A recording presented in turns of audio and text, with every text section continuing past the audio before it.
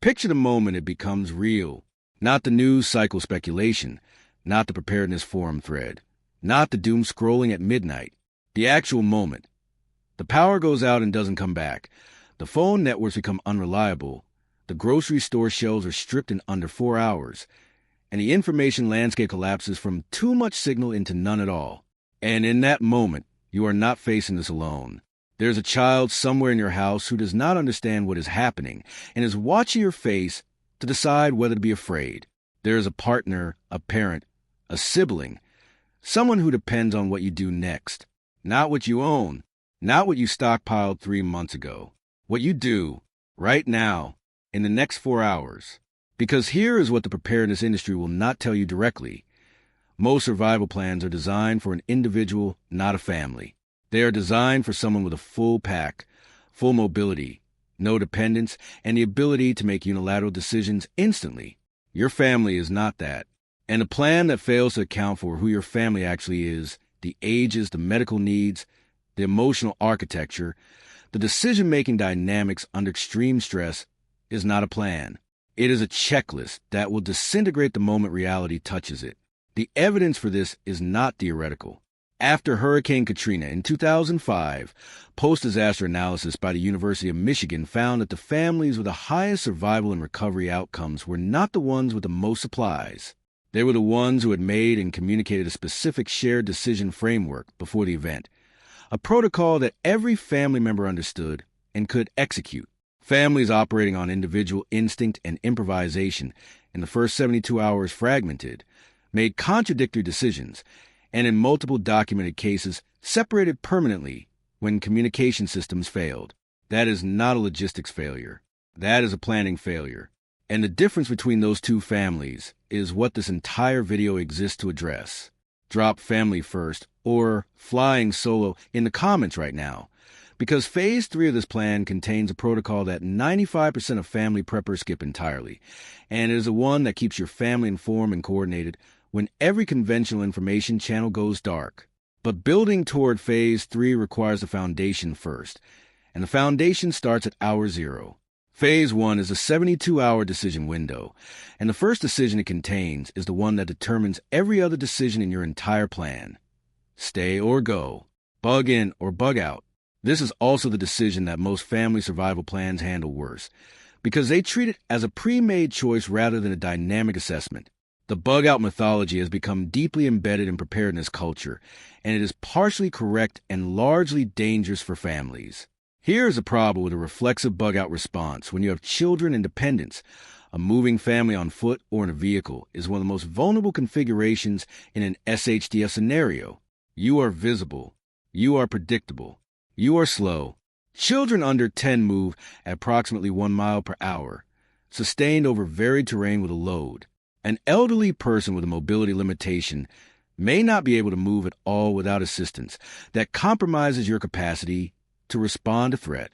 A vehicle creates dependence on roads that are likely gridlocked within hours of a recognized crisis, and on fuel that disappears from gas stations within 24 to 48 hours of a visible systemic failure.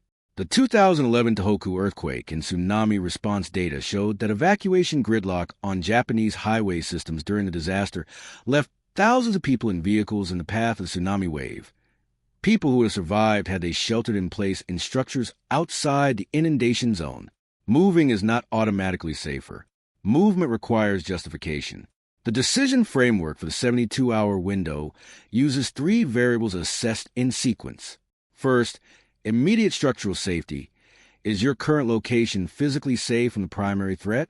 A building in a credible blast radius, a home in a floodplain with active inundation, or a structure that is demonstrably compromised requires immediate departure regardless of other factors. Physical safety is binary and non-negotiable. Second, resource horizon. How many days can your current location sustain your specific family unit at minimum viable function? Not comfortable function. Minimum viable. For a family of 4 with 2 children, minimum viable water is approximately 2 gallons per day, 1 per adult, half per child, and minimum viable caloric function is roughly 1,200 to 1,500 calories per person per day, with children's requirements adjusted by age and weight. If your current location can sustain this for 14 days or more, shelter in place is almost always a strategically superior choice for a family. Third, threat trajectory is a threat moving toward your location or away from it. A conflict front that is advancing toward a population center requires departure before the advance reaches close proximity. A conflict that is static or moving in another direction makes shelter in place viable until the situation clarifies. These three assessments take under 10 minutes to complete and produce a defensible, logic-based decision rather than a panic-based one. Practice making this assessment with your family now, before you need it, because the first time you run this protocol should not be under actual crisis conditions.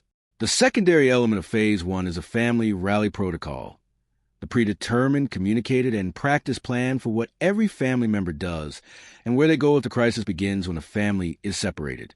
School pickups, workplace evacuations, and communication breakdowns during the first 72 hours of a crisis are among the most emotionally destabilizing factors in family survival outcomes. The solution is a 2-point rally system, a primary rally point within 1 mile of your home, and a secondary rally point further out in the direction away from the anticipated primary threat vector, with a time protocol. If no contact has been established within a specified window, the next family member to arrive moves toward the next rally point. This system requires no communication technology to function. It runs entirely on prior agreement and spatial knowledge. And it is the difference between a family that finds each other in the first 12 hours and one that spends those 12 hours in paralytic uncertainty. Write the rally points down. Give every family member who can read a physical card with the locations. Practice the route. This costs nothing. Pause here. One complete phase has been covered. The 72-hour decision and rally framework. And most people watching content like this stop at exactly this point, right before the information becomes specific enough to actually change behavior. Comment, still here, if you're committed to finishing this plan, because what comes in Phase 2 is where most family survival plans have the most dangerous gap, and it has nothing to do with quantity. It has everything to do with specificity, and the specificity involves the people in your family who are the most physiologically vulnerable, your children, any elderly dependents, and anyone with a chronic medical condition.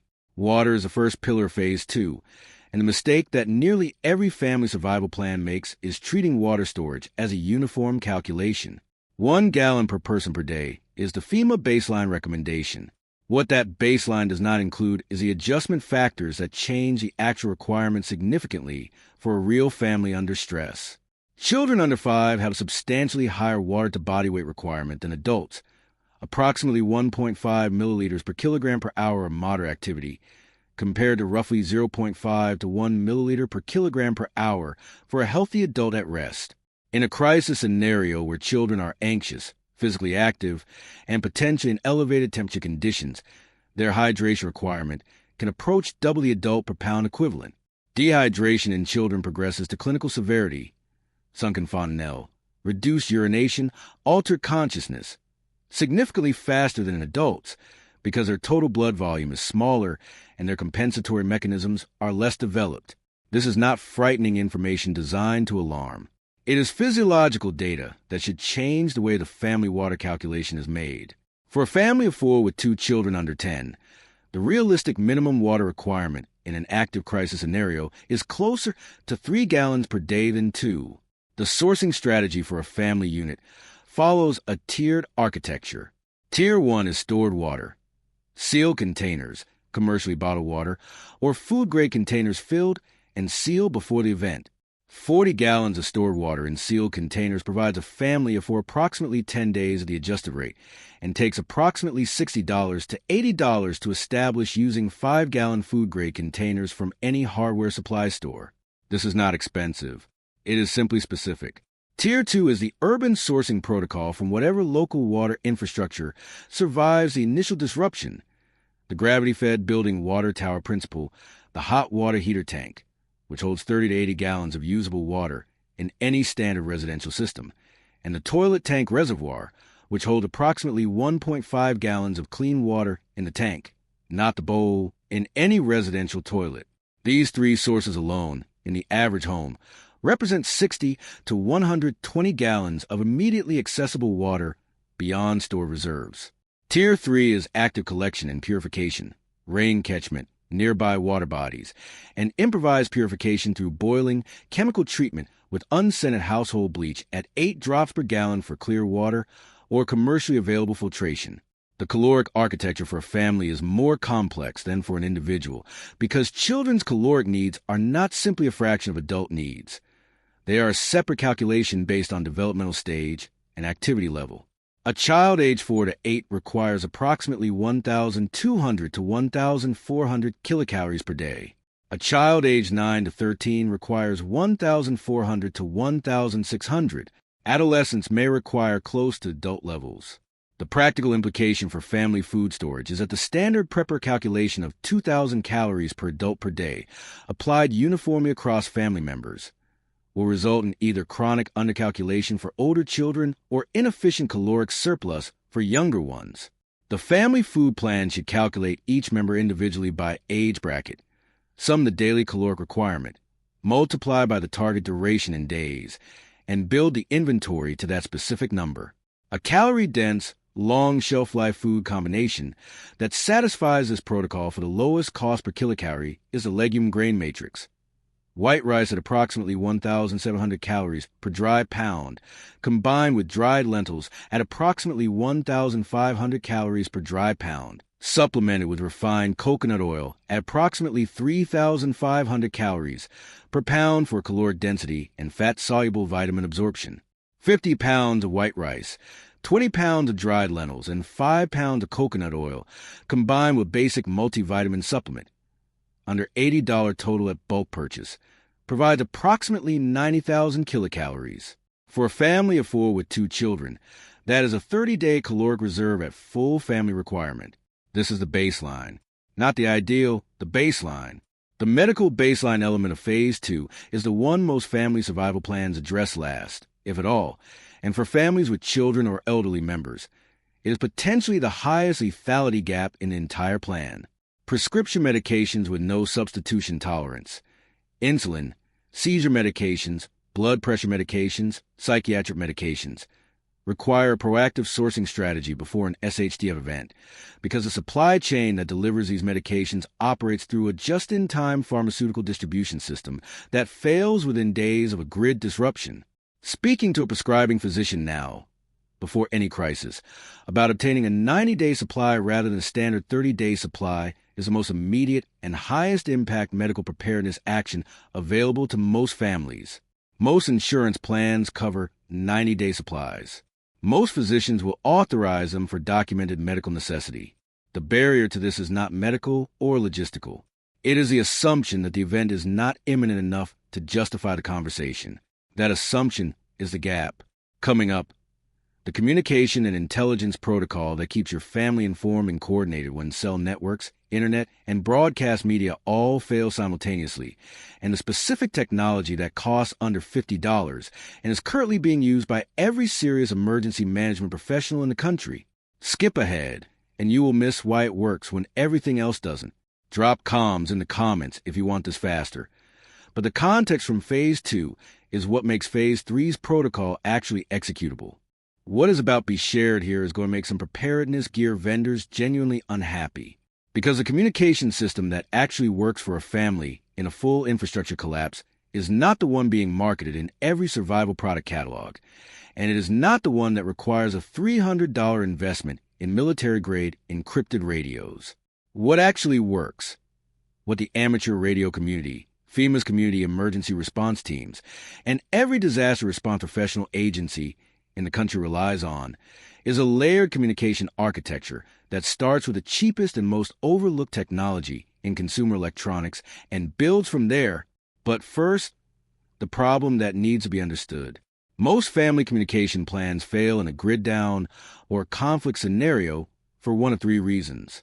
First, they depend entirely on cell network function, and cell networks in the United States are designed with backup power capacity of approximately 8 hours at most tower sites before battery and generator reserves fail. In a significant grid disruption event, cell network function in affected areas becomes unreliable within hours and fails within 1 to 2 days. Second, they assume that all family members are at known locations when the crisis begins, And the data from every major disaster of the last 40 years shows that this assumption fails in the majority of cases. Adults are at work. Children are at school. Teenagers are with friends. The family is distributed, and the communication plan needs to function across that distribution without network dependency.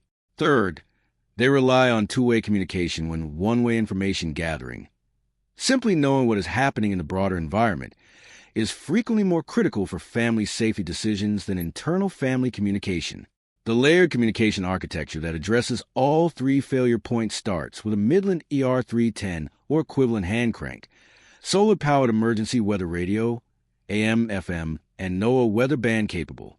This device costs approximately $35 to $50, requires no power grid to operate, receives FEMA's emergency alert system broadcasts and NOAA's emergency information channel, and functions as a one-way intelligence gathering tool that continues to work regardless of cell network status, internet availability, or power grid condition. It is the single most cost-effective communication investment available to any family, and it is absent from the majority of family preparedness plans because it is not exciting. It does not feel tactical. It is a $40 radio. But in the first 72 hours of a major disruption, the information available on NOAA weather band and EAS broadcasts, evacuation orders, shelter-in-place instructions, chemical hazard warnings, road closure updates, is worth more to a family's survival than any two-way communication device, because it tells the family what the environment is doing before the family has to make decisions about moving through it. The second layer is family radio service, FRS, handheld radios, which operate on UHF frequencies without requiring a license or network infrastructure. A pair of Motorola T800 or Baophone UV5 are radios purchased for under $80, provides line-of-sight communication for a family separated within a neighborhood or across several blocks. These do not replace cell phones. They replace cell phones when cell phones don't work. The critical operational protocol for FRS family communication is a predetermined channel and time schedule. Every family member knows that the radio is monitored on channel 8, privacy code 14, at the top of every hour for 5 minutes. This eliminates the battery drain of continuous monitoring while ensuring reliable scheduled contact windows. Write the channel, privacy code, and check-in schedule on the physical rally point card that every family member carries. The third layer, and this is the one that the preparedness community consistently undervalues for a family context, is a human intelligence network. The people in your immediate neighborhood who you actually know, whose reliability you have assessed over time, and with whom your family has established some degree of relationship. This is not about forming a militia. This is about having 2 or 3 households within 500 feet of your home who will knock on your door if they see something your family needs to know, and for whom your family will do the same. This network requires no technology. It requires prior social investment. The introduction, the occasional conversation, the shared acknowledgement that you are aware of the same risks.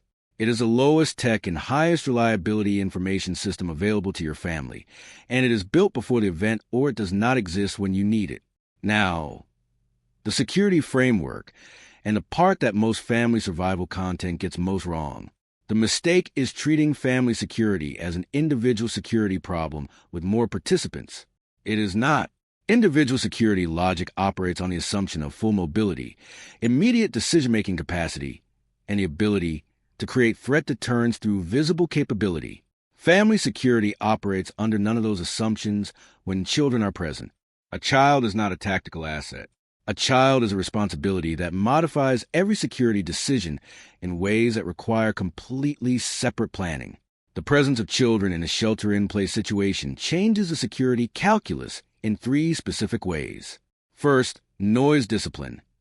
Children under stress make noise involuntarily and cannot reliably maintain silence on command, which limits the viability of concealment strategies that depend on acoustic invisibility. The plan must account for this by prioritizing shelter depth, interior rooms, basement positions, over quiet exterior positions that offer better visibility but higher noise exposure risk. Second, psychological threat. A threat actor who identifies the presence of children in a location immediately understands both the leverage available and the predictability of the family's decision-making. The awareness of this dynamic should inform the family's deliberate management of external signals. limiting indicators that children are present in a visible or audible way from outside the shelter perimeter. Third, mobility constraints. The evacuation speed of a family unit with young children is significantly lower than an adult individual, which means that any security plan requiring rapid departure needs to be practiced at actual family pace, not theoretical adult pace, before it is relied upon. The security protocol that works for a family in shelter-in-place conditions is layered notification, rather than layered response. The objective is to know a threat is approaching early enough that the family can make non-confrontational responses, deeper shelter, quiet, no light, coordinated silence, before active response becomes necessary. Noise-making perimeter indicators. Fishing line with tin cans, motion-activated battery-powered alarms available for under $20. Provide early notification at significant distance from the shelter core. This buys time, and time, in a family security context, is the most valuable resource of all. Here is a truth that almost no preparedness content is willing to say directly, because it is commercially inconvenient and psychologically uncomfortable for the demographic that buys preparedness gear. A family cannot survive an extended WW3 or SHTF scenario in true isolation, not for months, not for the duration of a genuine civilizational disruption. And every historical case study confirms this without ambiguity. The families who survived the siege of Leningrad, 872 days of complete blockade with near-zero external supply, were not the most individually stocked families. They were the ones embedded in functional social networks that allowed skill specialization, resource pooling, mutual defense, and the kind of psychological stabilization that only comes from human community. The families who survived the Sarajevo siege of 1992 to 1996, a 44-month urban conflict, operated within neighborhood-level micro-communities that divided labor, shared intelligence about street conditions, maintained informal medical knowledge networks, and sustained the psychological foundation that prevented the kind of depression-driven passivity that killed people who had adequate resources but no social architecture. The isolated family, no matter how well-stocked, faces a resource and capability ceiling that a network community does not. This is not an opinion. It is a pattern so consistent across documented wartime civilian survival cases that ignoring it is not caution. It is a planning error with fatal consequences. Phase 4 is a long game, and its central mechanism is deliberate community integration before the event, not after, before. Because the social trust required to form a functional survival community is not built in a crisis. It is built in the months and years that precede the crisis, through exactly the kind of ordinary community investment that modern suburban and urban life has systematically dismantled. The practical starting point is a neighborhood capability audit, a quiet, personal assessment of the people within a 500-meter radius of your home based on 3 criteria. What skills do they have that your family lacks? What resources do they have that complement your family's resources? And what is your observed assessment of their character under low-stakes pressure situations? A neighbor who has medical training, mechanical skills, agricultural knowledge, or construction experience represents a community asset of enormous survival value. The relationship investment required to access that asset in a crisis is minimal. A conversation, a shared interest, a casual mutual assistance exchange, compared to the survival dividend it pays when the crisis arrives. The community formation protocol for a family is not about recruiting a prepper group or building a formal mutual aid organization, though both of those have value. It is about establishing 3 to 5 households with whom your family has a clear, if informal, understanding that if things go seriously wrong, you look out for each other. That understanding does not require a signed agreement. It requires enough prior relationship to have had the honest conversation, the one where you acknowledge that both households are aware of the same risks, and that isolation is not the plan either of you intends to execute. That conversation is the most important preparedness investment available to most families, and it costs nothing except the willingness to have it. Remember the communication protocol from Phase 3, the Neighborhood Human Intelligence Network? Here is where it becomes critical. That network is not just an information system. It is the social architecture that a community survival network grows from. The neighbor who knocks on your door with information about a threat they observed is already demonstrating exactly the trust behavior that makes them a viable community survival partner. The relationship that begins as mutual information sharing becomes under extended crisis conditions, mutual resource sharing, mutual defense, and mutual psychological support. The three pillars of every documented successful long-term civilian survival community in wartime history. The final element of this plan, the one that brings every phase together into a functioning system, is a family survival debrief, not a gear inventory, not a supply check. A structured conversation between every adult member of the family, conducted regularly and calmly before any crisis arrives, that covers 4 questions. First, does every family member know the rally points, the communication protocol, and the shelter-in-place decision framework? Not assume they know, actually test it. Ask. Second, does the plan account for every specific health and medical need in your family by name and by protocol? Not generically, specifically. Third, has the plan been physically walked through at actual family pace, including with children, across actual terrain, to a real secondary rally point? The plan that has never been tested is a theory, not a plan. Fourth, do you know 3 households in your neighborhood well enough to have the honest conversation about mutual community survival? The yes or no answer to that question is the most accurate measure of your family's actual long-term survival preparedness. Not the gear inventory, not the caloric stockpile, not the communication equipment. The social infrastructure is the survival infrastructure for a family. Every other phase of this plan exists to buy time until that infrastructure can activate. Here is the honest reality check that closes this. Nothing in this plan guarantees that your family survives a WW3 scenario. That guarantee does not exist, and anyone offering it is selling comfort, not survival. What this plan does is close the most predictable, most preventable, and most consistently fatal gaps in family survival planning. The decision architecture failure, the calorie and water specificity gap, the communication infrastructure dependency, the security logic mismatch for a family unit, and the community isolation mistake. Closing those 5 gaps does not make your family invincible. It makes your family dramatically less fragile. And in an environment of genuine systemic disruption, less fragile is the margin between outcomes. Your family has already invested in the relationship, the location, the daily life that this plan is designed to protect. The plan itself, the actual thinking and practice and community investment, is the last piece. It is also the most important piece, and it is the one that is most often left until it is too late to build. The most important question before the last minute of this video: which one specific gap in your family's current plan did this reveal? Not vague, specific. The rally protocol gap, the caloric specificity gap, the communication dependency gap, the community isolation gap. Name it in the comments, because naming the specific gap is the first step toward closing it, and the community reading these comments will hold a conversation that actually moves people from watching to acting. Think something is wrong in this plan, a phase that doesn't translate to your family's specific circumstances, a protocol that doesn't account for a factor that needs addressing?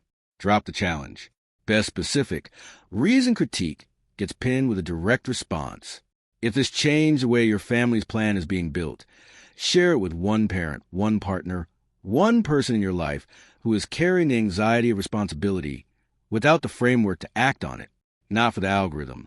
Because the anxiety is real, the risk is real, and the plan that helps them think clearly before the event is worth more than anything they can buy after it. Stay informed, stay connected, stay specific, or stay generically prepared and specifically unprepared when it matters most. The plan belongs to the family that builds it. Build it now. The progress bar still is content. 99% have already closed this. The 1% who stayed received the phase that was deliberately left out of the main plan. Not because it is controversial, but because it requires the rest of the plan to be in place before it is actionable.